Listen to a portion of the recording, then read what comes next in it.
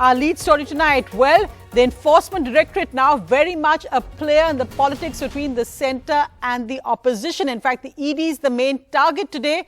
Parliament continued to be disrupted. Opposition leaders led a march saying that they want to go to the ED to ask for a probe into the Hindenburg report. But they weren't allowed. Police blocked them. This as two major opposition leaders, Lalu Yadav, appeared in court today, and K. Kavita scheduled to appear before the Enforcement Directorate tomorrow to be questioned again. This as the BJP hit out at Rahul Gandhi, saying he must apologize for his remarks in the United Kingdom. Smriti Irani making the point that while he made these remarks and has disrupted Parliament from the UK, he still hasn't attended Parliament. Rahul Gandhi. The uproar over Rahul Gandhi's comments on Indian democracy in the UK is only getting louder.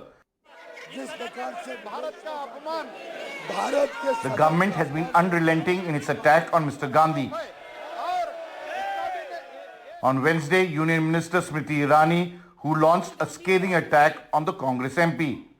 This very gentleman in Jammu during the Bharat Jodo Yatra said all is well in India, which was a lie, Mr. Gandhi. Your statement in India or your statement in England? Rahul Gandhi has not attended Parliament on the first 3 days of the second leg of the budget session that has seen BJP MPs gunning for him. It is shameful that Rahul Gandhi, instead of coming to Parliament and apologizing for his undemocratic rant against India, today seeks to be absent from Parliament. Inside the House too, the Treasury benches continue the offensive, demanding an apology from Rahul Gandhi. If it was the government that was on the offensive inside the House, the opposition hit the street. The march by 18 opposition parties to the Enforcement Directorate to protest the alleged misuse of the ED and CBI was stopped by the cops.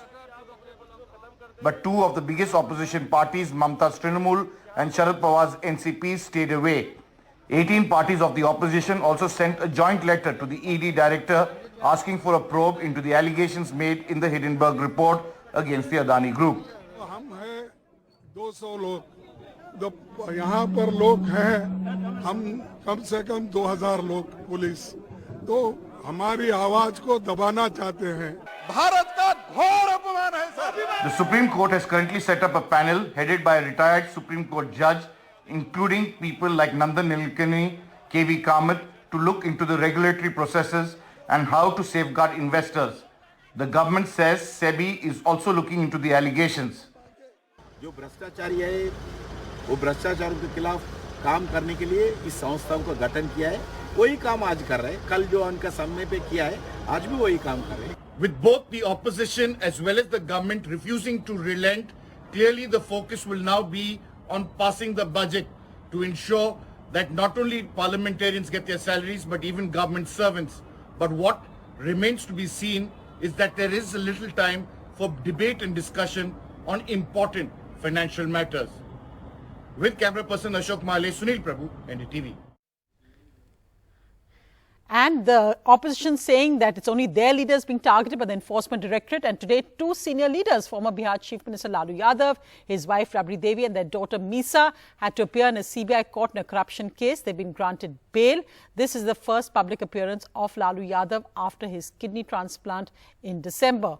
Also tomorrow appearing in the ED office will be K. Kavita. She's been summoned in an alleged Delhi liquor scam case. She went to the Supreme Court today saying that women shouldn't be questioned in the ED office, but at home the Supreme Court hasn't stayed the summons but has issued notices. The other big headline today, a Black Wednesday for global markets, the bloodbath in European banking stocks. This as Credit Suisse shares have tanked over 30%. Credit Suisse was hit, nosediving 74% from a one-year high after one of their major investors, Saudi National Bank, says that they won't commit to any further funding. US markets are also slid after the Credit Suisse shocker. Indian markets declining for the fifth straight session today. Banking stocks hit the worst in India and globally, where in Europe, many banking stocks actually closed trading. This as a fear of the financial sector contagion after the US banks collapse of three banks concerned that there will be a global contagion. Strong observations by the Supreme Court today in the battle between the Sena versus Sena over the governor's role in the Maharashtra trust vote. The Supreme Court said that discontent in a party by itself will not justify the governor calling a trust vote. The governor must be conscious that calling for a trust vote may lead to toppling of the government, adding that the governor shouldn't enter any area which precipitates the fall of a government. The Chief Justice saying that governors must exercise their power with the greatest circumspection, adding that the governor cannot be oblivious of the fact that in the three-party coalition, dissent took place only in one. Moving now to one of the major headlines we are tracking, and that's the impact of the H3N2 virus across India. One more suspected death has been reported in Maharashtra of a 78-year-old man.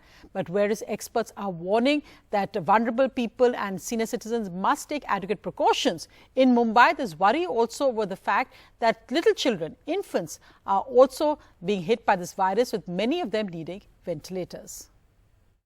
This 2-month-old baby admitted 7 days ago to Mumbai's KJ Somaiya hospital with symptoms of influenza is struggling for his life, and doctors say chances of survival are slim. This as cases of the H3N2 influenza rise across the country. Maharashtra alone has reported over 350 cases in the last 2 months. हम लोग अभी घर पे 8 दिन के बाद हमारा जो त्योहार रहता था तभी उसको लाने वाले भी थे, तब तक ये हो गया। सोच रहे कि उसको जो प्रॉब्लम है, जो इन्फेक्शन हो, जितना जल्दी बाहर आ सके। हम लोग वही प्रार्थना कर रहे हैं भगवान से कि उसका इन्फेक्शन जल्दी निकल जाए। As many parts of India report a sharp rise in H3N2 influenza cases, in Mumbai the situation is even more worrying. Dr. Irfan Ali, one of the city's top child specialists, says many young children are ending up on ventilators after showing symptoms of the influenza. जो बच्चे हमारे unvaccinated है, जिन्होंने vaccine नहीं लिए है, या फिर जिनको कोविड हुआ था पहले, उन बच्चों को जिनको वेंटिलेटर लगा था, वो बच्चे हमारे ज़्यादा क्रिटिकल है, और या फिर अनवैक्सीनेटेड है जिन्होंने फ्लू के वैक्सीन नहीं लिए थे। On Tuesday, Maharashtra reported a suspected death from the H3N2 virus after a 23-year-old MBBS student died in Ahmednagar. A 78-year-old man being treated at a private hospital with the influenza symptoms in Nagpur has also died. आम्ही आमचं सर्व organisation alert मोडवरती केलेलं आहे, continuous 24/7 त्या ठिकाणी आमच्या सर्व हॉस्पिटलला phoning चालू आहे, सगळ्यांना अलर्ट सांगितलेला आहे। ज्या ज्या ठिकाणी अशा पद्धतीचे पेशंट आपल्याला उपलब्ध होतील, जी लोक येतील यांना तात्काळ तपासणी करून। A few days ago, India reported its first H3N2 deaths. With Pooja Bhardwaj in Mumbai, Sakshi Bajaj for NDTV. And doctors are warning, take the same precautions as COVID, wear masks for those who are vulnerable, and take the flu vaccine. In other news coming in, the sad news that a second student has died by suicide in one of India's best institutions, IIT Madras. This is the second student to die by suicide here in a month. A second death by suicide within a month at IIT Madras. A third-year electrical engineering student was found dead in his hostel room on Tuesday afternoon.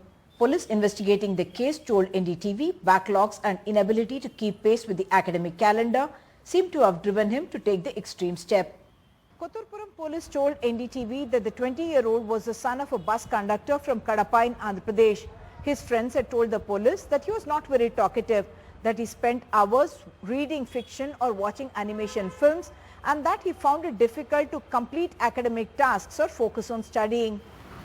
On February 14, a postgraduate student from Maharashtra had been found dead in his hostel room at IIT Madras. In a statement, the director said the institute strived to improve and sustain well-being of students, scholars, faculty and staff, and was constantly evaluating support systems. 2,000 kilometers away in Rajasthan's Kota, the distraught parents of 18-year-old Shembul Parveen, who was studying for her NEET exams and died by suicide on Tuesday. Her parents are from a middle-income family in Bihar's West Champaran and had sent the youngest of their 4 children to Kota to study as she was very bright. बहुत अच्छी थी जब मैं इलाके यहाँ कराया था इतना लॉकडाउन बीतने के बाद भी उसका 2 व्हीलर वॉशिंग करता हूँ और उससे मैं पढ़ाता था अपने बच्ची को नंबर कम आया तो मैं बोला कि कोई बात नहीं है अगले साल फिर करा देंगे. The police have not found a suicide note, but what is alarming is that in the 15 student suicides that happened last year in Kota, 80% were from Bihar. In fact, of the 2.5 lakh students who come to Kota for coaching each year, nearly 70% are from Bihar. Main तो वहाँ से student या माहौल के कारण आते पढ़ने के लिए, वो मेन है. वहाँ सारी चीज़ें नहीं मिल पाती. हाँ, उतना सुविधा नहीं है. With Harsha Kumari Singh, Uma Sudhir, NDTV. As the Chief Justice recently said, our top medical education institutions need to focus on mental health and empathy for young students who are taking their own lives because of pressure. In other news, India will allow foreign law firms to set up offices in India. The Bar Council of India has permitted foreign lawyers to offer services. Foreign lawyers and firms will only be allowed to advise on foreign or international laws. They will not be permitted to appear before any Indian courts, tribunals or regulatory authorities. Well, moving now to our special focus, the celebrations continue after the Oscars for India. And today, Tamil Nadu Chief Minister M.K. Stalin felicitated Bowman and Belly, the couple who featured in the Oscar-winning documentary, The Elephant Whisperers. In fact, they are the Elephant Whisperers, and their heartwarming, tender story of looking after elephant cubs as their own children, notably Raghu and Ammu, is something which has made India proud on the international stage. முதலமைச்சர் கூப்பிட்டு எங்களுக்கு அவார்டெல்லாம் கொடுத்து எல்லாமே எங்களுக்கு பாராட்டும் போது எங்களுக்கு சந்தோஷம். அவங்க சொல்ற மாதிரி நாங்க செஞ்சோம். உங்களுடைய உழைப்பு நீங்க அந்த யானைக்குட்டியோட அம்மா மாதிரி அது இதெல்லாம் முதல்ல நம்ம நினைச்சிட முடியல. நான் ரெண்டு குட்டிக்கு நான் ஏன் மனசுல வந்து நான் அம்மா தான் அதுக்கு. நான் அம்மா மாதிரி தான் பாசம் கொடுப்பேன். கொஞ்சம் எல்லாம் எனக்கு ஹெல்ப்பா பண்ணங்க. பாஸ்ட் ரேஞ்சர் டாக்டர் கமெண்டர் எல்லாமே கொஞ்சம் மருந்துக்கு எல்லாம் எனக்கு ஹெல்ப்பா இருந்துருச்சு. அதுக்கு நல்லா வளர்த்துட்டேன். எனக்கு அவ்வளவு கஷ்டம் கொடுக்கல எனக்கு. அவங்க ஒரு ஹெல்ப் பண்ணா நான் பாக்குறதுக்கு அது கரெக்டா நல்லா குட்டி பெருசு பண்ணிட்டேன். என்ன எனக்கு குளிப்பாட்டுறது மேய்க்கிறது அது ஒருதான் கஷ்டம். இன்னும் எல்லாத்துக்கும் அவங்க ஹெல்ப் பண்ணிடுவாங்க எனக்கு. இன்னைக்கு முடியாதானே கூட ஏதாச்சும் ஏழைக்காத இதுக்கு எல்லாம் ஹெல்ப் பண்ணிடுவாங்க. பாத்தீங்களா நீங்க அந்த டாக்குமெண்ட் பார்த்தேன். ஃபர்ஸ்ட்ல அந்த புள்ள டாக்குமெண்ட் எடுத்த புள்ள எங்களுக்கு தான் காட்டணும். அதுல கொஞ்சம் கொஞ்சம் தப்பு இருந்ததெல்லாம் நாங்க சொல்லி கிளீன் பண்ணி கொடுத்தோம். ஏன்னா அவங்க அவ்வளவு தூரம் வந்து கஷ்டப்படுறதானே. கஷ்டப்பட்ட கவர்மெண்ட்டுக்கு நல்ல பேர் வேணும், அவளுக்கு நல்ல பேர் வேணும், நாங்க எடுத்தவங்களுக்கு நல்ல பேர் வேணும், கெட்ட பேர் வரக்கூடாதுன்னு சொல்லிதான் அது கிளீன் பண்ணி கொடுத்தோம். Joining me tonight on NDTV is Guneet Monga. So Guneet, I'm just the latest person to say congratulations, but has it sunk in yet? It's been 2 days now. Has it sunk in yet? Definitely not. It's been back to back. It's been so many months of work. I actually can't wait to come back home. What, in all the accolades, the congratulations that have poured in since this happened, what has actually moved you the most? When you were there holding up that Oscar along with Karthiki Gonsalves, what thoughts went through your mind and what is the one reaction that has moved you the most? Oh, when I was up there, my speech got cut off on stage and my thought was, oh, I have to come back here to give my speech. That was my first thought. But I mean, the love we are getting globally is just amazing. The fan art, you know, there are babies, videos who are mesmerized by Raghu and Ammu and their gorgeousness. There are people from 90 years of age who are in love with Bowman and Belly's love story. So I just think it's a hit. It's hit the note really well with people. So yeah, we are grateful. And I think, Guneet, what really is so moving also, that is a story, even in India, it's really an inaccessible area. Bowman and Belly live in a world of their own, completely away from all the different tensions of life, in a sense, just focused to the simplicity of love that they share with Raghu and Ammu. When you spoke to people, international stars, international directors who saw this, what, as you said, struck a chord globally? You've talked of the babies, the elderly, but it's a film which actually, in a sense, is not lost in translation anywhere in the world. Absolutely. I think it's there is a sacred bond in the film, and that kind of spiritually touched people. So there is, and here we had the opportunity to also, screen the film in the screenings on big screen. It has a little bit of a quality of taking you into its world, into the mesmerizing world of Mudumalai jungles, the reserve there in Tamil Nadu. So it has definitely a transcending approach to it, the gorgeous landscape. So I would say that there is a spiritual bond that people find in it. When this documentary first came to you, when the idea first came to you in a sense, what was your reaction? Did you think that this is something that would really strike a chord, or did you think that, okay, I need a little bit of crazy to be producing this? Not at all. I was in love with it from the day go, and I was so grateful that Kartiki reached out to me with the film. And Kartiki had already worked on it for a year, made a little reel, and that's what I appreciate so much about her, because here is a first-time director, and before she reached out to a producer or studio, she shot for whatever camera she had available and made a reel and came to us with saying, okay, this is the scope. Do you think we can produce it? And the baby elephants, the whole space, I had to say yes to it. And just meeting Kartiki and her purest passion, took it home. It was just, I knew it. This is something special. And in fact, just looking, Guneet, because you have been, you've convinced, you've put your money where your mouth is, where your heart is really, and such a different range of films that just looking at your career, your bio as well, you seem to have now become, in a sense, a bridge between what so many different kinds of films. They're not traditional Indian cinema as a way, but I think the nice thing is that even at this Oscar ceremony, we had a movie like RRR, we had Elephant Whisperers, and we had Shaunak Sen's movie also, Everything That Breathes. So that, in a sense, is just a wonderful time to be a producer of Indian cinema. Absolutely. I think coming from independent filmmaking for so long, producing for 15 years, I feel like now is the time, we can also spread our wings.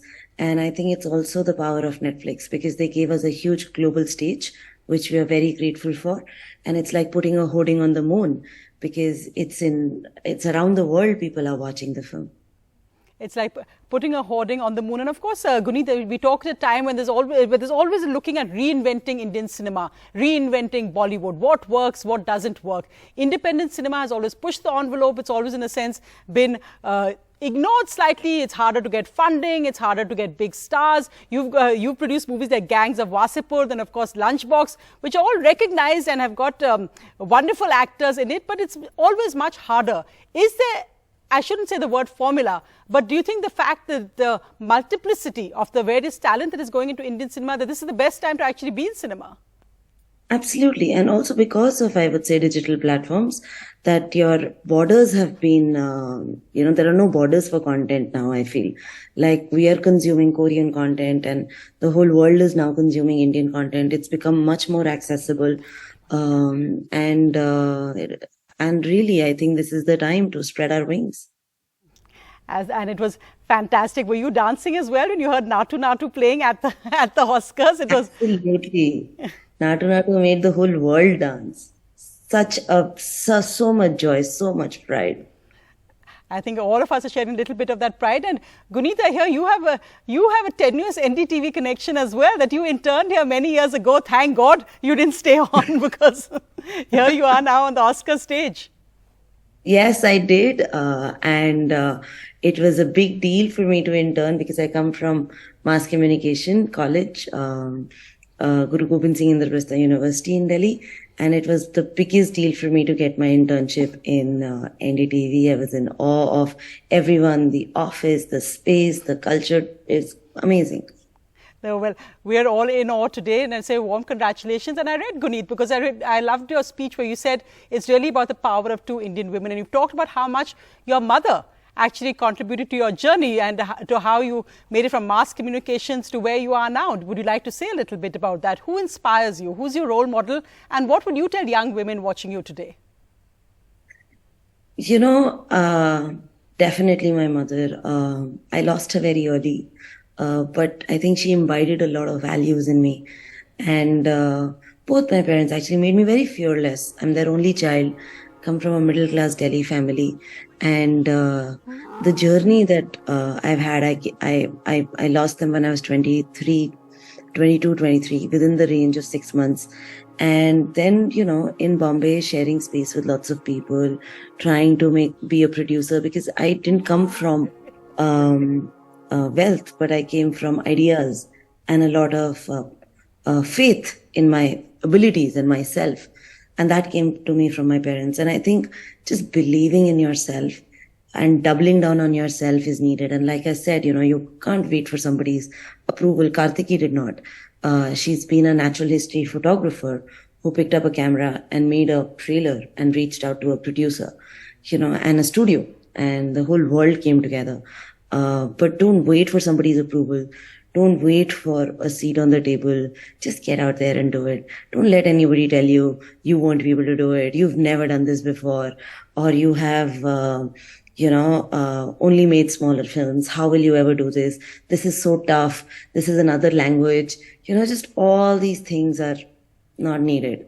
Get past it and get to work, and nothing speaks louder than your work. I know, and I think that's really a lovely line to end this interview on, that I may not come from wealth, I come from ideas, and no one can take the wealth of that away from you. Guneet, Monga, congratulations once again. We're all very proud at watching that wonderful documentary. Thank you so much.